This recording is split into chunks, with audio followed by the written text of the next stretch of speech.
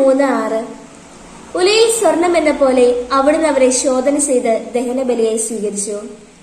നമുക്കറിയാം പഴയ നിയമത്തിൽ ദഹനബലി എന്തിനു വേണ്ടിയാണ് അർപ്പിക്കുന്നതെന്ന്.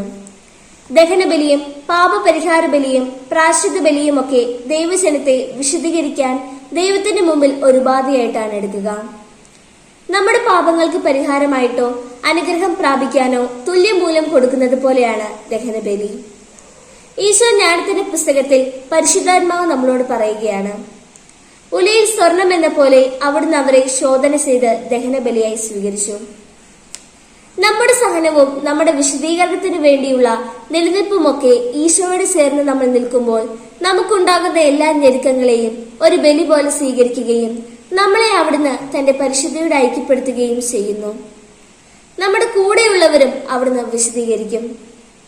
വിശുദ്ധർ വിശുദ്ധരായപ്പോൾ അവർ മാത്രമല്ല പൂർണ്ണരായത്, അവരോട് ചേർന്ന് നിൽക്കുന്നവരും ഈശോയിൽ എത്തിച്ചേരാൻ അവരുടെ സഹനങ്ങൾ കാരണമായി.